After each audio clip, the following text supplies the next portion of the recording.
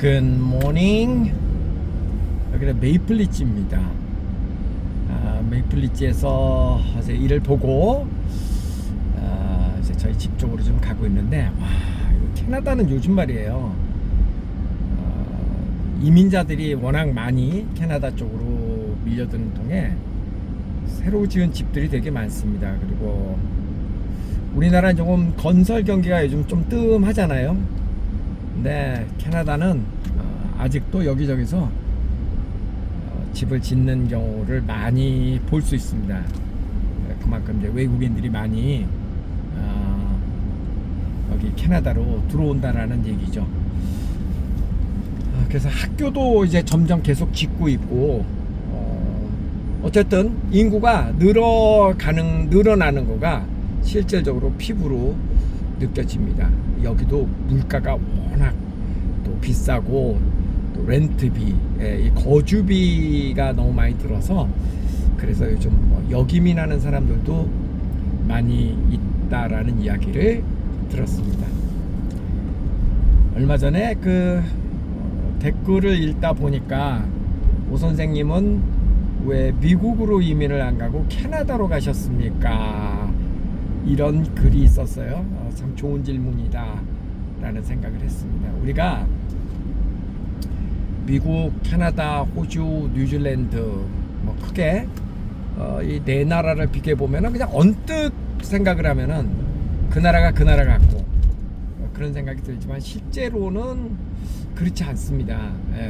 상당히 다 다르죠. 그러니까 뉴질랜드에 사는 사람들은 호주에 사는 사람들을 되게 부러워하잖아요. 그리고 호주에 사는 사람들은 또 미국에 사는 사람들을 또 되게 부러워합니다. 결국 보면은 공부도 그렇고 유학도 그렇고 이민도 그렇고 최종적인 종착지는 미국인 게 맞는 것 같습니다. 캐나다는 미국에 비하면은 역동성이 많이 떨어지죠. 캐나다도 이제 좋은 점은 있어요. 어떤 점이 좋으냐면, 조금 미국은 이제 초강대국이고 세계를 이끌어가는 패권 국가여서 그런지 몰라도 굉장히 강하죠. 이렇게 역동적이고, 또 미국 사람이라고 하는 그 자존감, 자존심, 프라이드 이런 것도 굉장히 강하고, 조금 나쁘게 얘기하면 좀 횡포도 좀 있고, 미국 가면은 미국에 입국할 때부터 좀 그런 느낌이 많이 들잖아요. 별로. 캐나다는 이렇게 들어올 때 입국 심사할 때 보면 약간 환영합니다 라는 분위기인데 반해서 미국은 입국할 때 보면 너 왜 왔니? 약간 시비조로 그런 느낌이 조금 듭니다. 그리고 미국은 초자본주의 국가여서 대통령도 지금 하는 거 보세요. 돈돈 하잖아요. 그런데 돈돈 하니까 나라가 잘 사나 봐. 근데 이 캐나다는 그다지 그렇지 않습니다. 그러니까 세금이 워낙 비싸고, 그리고 사회복지가 잘 돼 있는데, 이게 근데 장단점이 있어요. 복지가 잘 돼 있다는 얘기가 언뜻 들으면 굉장히 좋은 나라 같지만은 경쟁이 미국보다는 덜 치열하잖아요. 경쟁이 없다 보니까 캐나다에 대단한 기업이 없습니다. 여기 캐나다 주식시장 보면 상장된 회사에 그런 대단한 기업 같은 기업이 없어요, 별로. 그러니까 좀 여기는 그냥 1등주의가 아닌 것 같아요. 사는 그 사람들의 모습이 좋게 얘기하면 좀 평화로운데, 나쁘게 얘기하면 그렇게 잘 살려고 하고 잘해보려고 하고 그런 의지나 투지가 조금 부족해 보입니다, 제가 보기에는. 저는 젊었을 때는 미국에 가서 한판 붙어보는 게 나는 맞다라고 생각이 되고요. 제가 캐나다로 이민을 오게 된 이유는요, 미국에 제가 한 2년 그 전에 살아봤는데 제일 중요한 거는 할 일이 있어야 되잖아. 할 일. 근데 이 유학업은 미국에서 하기에는 캐나다보다 여건이 안 좋습니다. 왜 그러냐면 그 캐나다, 호주, 뉴질랜드는 공립학교를 아이들이 돈을 내고 다닐 수 있는 그런 제도가 있습니다. 그런데 미국은 그런 제도가 없습니다. 일부 주에는 뭐 그런 제도가 있는 주가 있다는 얘기를 언뜻 듣긴 했는데, 그러니까 전반적으로는 미국은 그런 제도를 갖고 있지 않습니다. 다시 얘기해서 미국은 사립학교를 다닐 수는 있는데요, 외국인 학생이 공립학교를 다니는 것은 불가능합니다. 근데 이제 사립학교가 숫자가 몇 개 안 되잖아요, 공립학교에 비하면. 그래서 이제 이런 유학 사업은 미국에서 하기에는 상당히 힘듭니다. 단체로 와가지고 뭐를 하고 이러는 것은. 그래서 이제 캐나다에서 자리를 잡게 되었는데, 캐나다조차도 예전만큼 여기가 그 유학업을 하기에는 여건이 좋지 않습니다. 그 이유가 뭐냐면, 유학생들을 막 적극적으로 대환영하는 분위기가 아닙니다. 이미. 왜 그러냐면 공립학교의 자리가 옛날만큼 없습니다. 그건 또 왜 그래요? 그만큼 이민자들이 캐나다에 많이 몰려들면서, 일단은 이민자들에게 먼저 공립학교니까 자리를 배정해 줘야지 되잖아요. 그러니까 배정하고 남는 자리를 외국인 학생, 뭐 한국 학생 같은 사람에게 이렇게 배정을 해야 되는데, 그 자리가 예전처럼 없다라는 얘기입니다. 그래서 지금은 교육청이 오히려 갑입니다. 사정사정을 해야 자리를 내주는. 물론 이것도 지역마다 다릅니다. 근데 대부분 이민자들이 오면은 제일 좋아하는 지역이 어디예요? 대도시잖아요, 대도시. 왜냐하면 대도시에 가야 잡이 많이 있잖아요. 그럼 대도시면은, 캐나다의 대도시는 토론토하고 밴쿠버인데, 밴쿠버가 또 토론토보다는 이런 교육 환경이라든가 살기에 좋습니다. 왜냐하면 춥지 않아서. 토론토는 겨울에 엄청 춥거든요. 여름은 뭐 우리나라처럼 그렇게 덥지 않습니다. 막 끈적거림이 없으니까. 그런데 겨울은 진짜 토론토는 춥죠. 근데 밴쿠버는 겨울에 안 춥거든요. 그러니까 날씨가 온화하니까 밴쿠버가 캐나다에서는 가장 사람들이 선호하는 도시죠. 그러니까 이제 이민자들이 밴쿠버에 많이 몰려드니까 밴쿠버 지역에는 특히 초등학생들이 들어갈 자리가 예전만큼 많이 없습니다. 그래서 지금은요, 쿼터를 줍니다. 몇 명까지만 자리를 줄 수 있다, 이것도. 그래서 신규로 뭐를 하는 거는 불가능하고요. 지역에 따라 조금씩은 다르긴 합니다만은 대체적으로 그렇습니다. 물론 아직도 저 시골 좀 북쪽으로 올라가거나 그런 좀 외곽 지역, 그러니까 우리로 따지면은 서울 경기도 지역이 아닌 뭐 지방, 캐나다도 이제 그런 데가 많이 있잖아요. 그런 데는 여전히 외국 학생들을 선호하죠. 많이 오라고 이야기를 하는데, 그러니까 그게 이제 트렌드가 또 그렇게 조금 변해가고 있습니다. 그것도 어떻게 보면 이제 재미있는 현상이죠. 그리고 또 한 분이 이제 이런 질문도 주셨어요. 오 선생님은 영어도 잘 하시는데, 거기에서 그 세계 각국에서 온 사람들 부부 이렇게 미팅도 하고 만나고 그럼 되게 재밌고, 골프도 치시고 그렇게 활기차게 살면 되게 재밌으실 텐데 어떻게 생각하세요? 그러는데, 그거 참 좋은 지적이세요. 여기에서 뼈를 묻고 나는 그냥 캐나다에서 살겠다, 그런 마음을 가지고 적극적으로 여기에 있는 사람들하고 이렇게 교류를 하고 하면 충분히 그게 가능한 이야기죠. 저 같은 경우는 이제 업무의 상당 부분을 한국에서 하고, 또 문제는 저 혼자 사는 게 아니잖아요. 저도 이제 짝지가 있잖아요, 와이프가. 와이프가 그렇게 뭐 사람 만나는 거 별로 좋아하지 않습니다. 그리고 영어도 좀 짧고 음식도 거의 한국 음식만 좋아합니다. 아주 의외죠. 예. 그러다 보니까 여기 와서도 거의 사람 많이 안 만납니다. 그러니까 이게 절대적인 기준이라는 게 없는 것 같아요. 누구는 캐나다에 사는 게 좋고, 누구는 한국에 사는 게 좋고, 누구는 동남아에 사는 게 좋고, 이게 누누이 제가 반복해서 얘기하지만 삶에는 정답이 없습니다.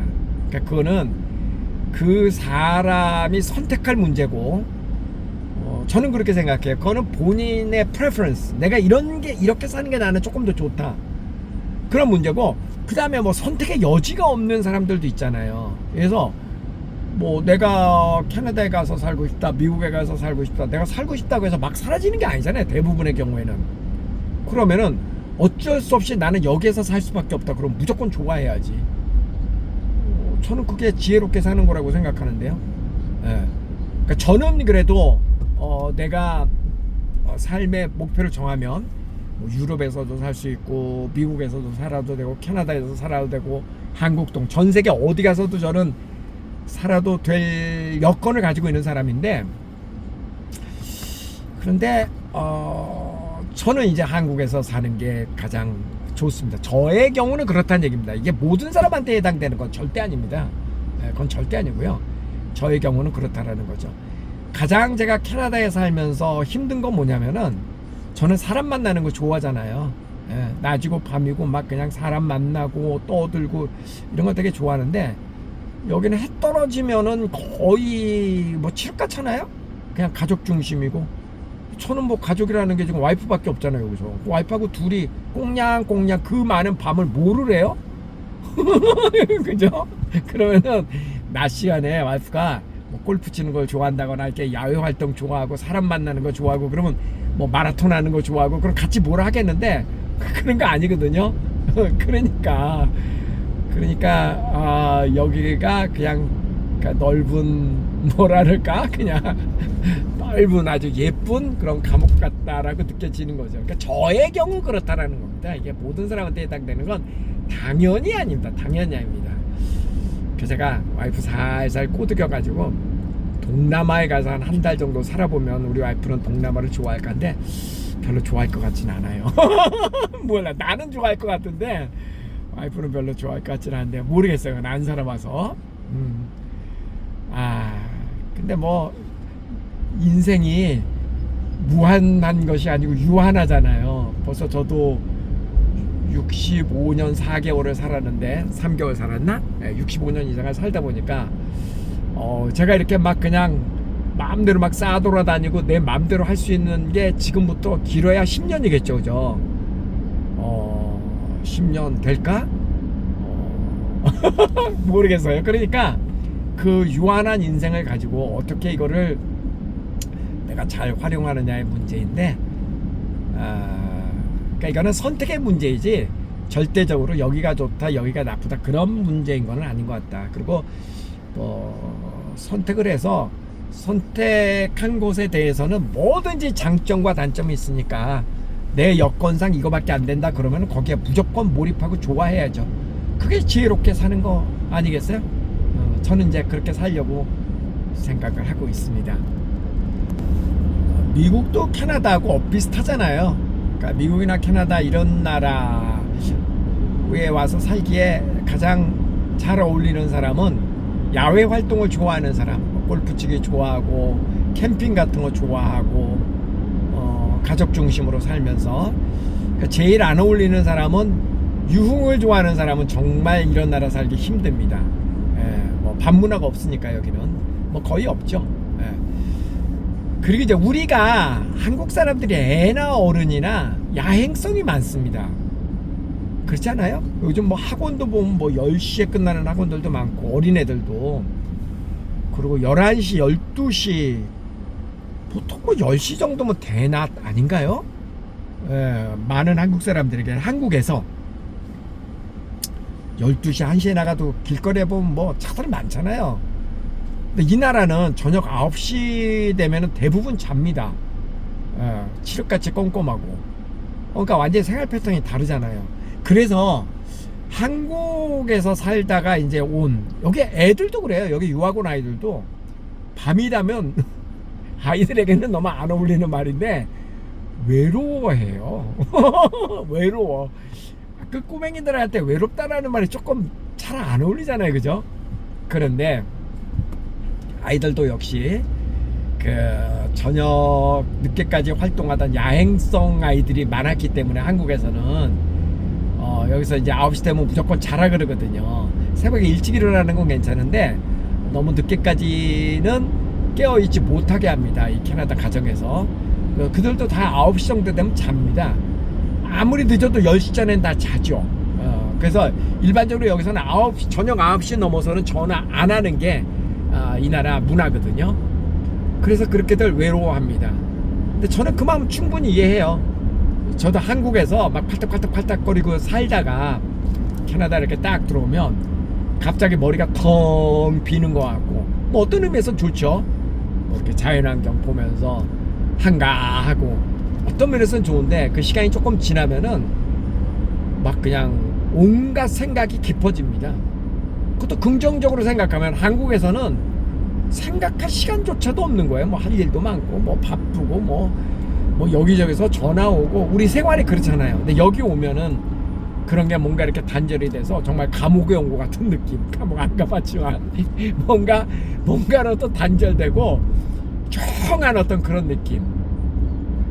그래서 그런 그 외로움을 즐길 줄 알아야 된다. 그럼 아이들도 그렇게 막 야행성으로 막 그러다가 여기 와갖고 저녁 시간이 이제 한가해지면 그 시간에 책도 읽고, 그리고 나에게 엄마는 어떤 존재인가 뭐 이런 생각도 하고, 그래서 아이들이 생각이 깊어집니다. 그 여기 사람들은 책을 굉장히 많이 읽거든요. 우리 OSS 학생들도 항상 책을 많이 읽히거든요. 그래서 아이들이 여기에 있다 보면 생각이 확실히 깊어집니다. 그래서 나를 찾아가는 과정이고, 근데 처음에 오면은 그런 느낌보다는 보고 싶다, 뭐 한국의 강아지가 보고 싶다, 외롭다, 약간 이런 느낌이 드는데, 시간이 조금 지나면 익숙해집니다. 그런 생활에 익숙해져요. 그리고 저는 한편으로는요, 이렇게 사는 문화에 익숙해진 사람들이 나이가 들면은 훨씬 여유로운 것 같아요. 무슨 얘기냐면, 우리 그런 말 많이 하잖아요. 나이가 들면 혼자의 삶에 익숙해져야지 된다. 결국은 인생은 혼자다. 뭐 이런 얘기 많이 하거든요. 그런데 우리나라에서는 워낙 이게 많은 사람들하고 엮여서 생활하고, 우리의 삶 자체가 혼자가 아니잖아요. 막 여기로 엮이고 저기로 엮이고, 뭐 친척과 엮이고, 뭐 친구들과 엮이고, 동창과 엮이고, 온갖 엮어져 가지고 이렇게 돌아가잖아요. 그러다가 나중에 나이가 들어갖고 이제 혼자가 된다는 느낌이 들면은 되게 외로워하고 막 그런 거 있잖아요. 근데 여기는 기본적으로 그렇게 많이 뭔가가 엮어져서 돌아가는 삶이 아니고, 꼴랑해야 뭐 가족, 그러니까 엮임의 그 숫자가 훨씬 적죠. 그리고 뭐 인구 밀도도 한국보다 훨씬 낮고, 그러니까 혼자 생활하면서 혼자 나만의 생각을 갖게 되고, 취미생활도 혼자 하고, 뭐 why not? 내 혼자가 어때서? 뭐 이런 거에 이제 익숙해지다 보니까 나이가 들어도 그런 생활에 익숙해진 사람들이 조금 덜 외로운 것 같다. 저도 이제 이렇게 서양 생활을 많이 하다 보니까 한국에 가도 어지간한 거 저 혼자 그냥 다 하거든요. 어지간한 거 다 혼자 하고, 그래서 그 한국에서 조직 생활하다가 은퇴한 사람들은 정말 살기 힘들거든요. 늘 어느 정도 이제 위치에 있다가 은퇴하고 나면 시키는 거 이렇게 맨날 뭐 시키고, 비행기 항공권 하나도 자기가 못하고 전부 다 비서 시키고 누가 시키고 시켜고 부리고 이런 거에만 익숙해졌다가 나중에 이제 혼자가 되면은 뭐 자기 쳐다도 별로 안 봐주는 것 같고, 그러면 뭐 그 외롭고 우울증 걸리고 막 그런 거 있잖아요. 근데 이제 서양 생활을 오래 하다 보면 대부분 이제 모든 거를 혼자 하는 것에 대해서 익숙해지고 조금 이제 좀 덜 외로운 것 같다. 그리고 이제 가족 중심으로 생활하는 것이, 뭐 가족이라면 뭐예요? 이제 와이프죠. 배우자고 생활하는 것이 이 서양 생활하다 보면 반드시 그렇게 하지 않으면은 생존이 안 되니까. 그래서 이제 노년기가 조금 서양 생활을 한 사람들이 좀 편한 것 같다. 그런 게 익숙해져서 그런 생각도 조금 해봅니다. 한국에서 막 오면은 이 한여름이라도요, 그늘 속으로 쏙 들어가거나 그러면은 약간 추워요. 그래서 저희도 여기 와갖고는 오자마자, 저희가 지금 이제 아래층에 살거든요. 그러니까 햇빛이 쫙 들어오는 그런 방이 아니다 보니까 추워서 난로도 떼고 벽난로도 켜고 막 그러고 살았는데, 이제 또 한 2주 정도 지나니까 지금은 이제 좀 괜찮습니다. 그래서 날씨가 참 이렇게 다르구나. 예. 여름에 왔다가 이제 겨울을 맞이하는 우리 학생들 보면은 그냥 반팔 입고 겨울에도 생활하는 경우 되게 많은데, 겨울에 또 여기 막 오는 학생들은 으슬으슬 춥다 그러고 약간 그렇습니다. 근데 사람은 다 익숙해지는 것 같습니다. 오늘이 여기 레이버데이 노동절이어서 지금 시각이 아침 10시 30분 정도 됐는데 길이 조금 한산합니다. 예. 자, 가위바위보 한번 해볼까요? 가위바위보, 가위바위보, 가위바위보, 가위바위보. 마지막 가위바위보. 안녕히 계세요.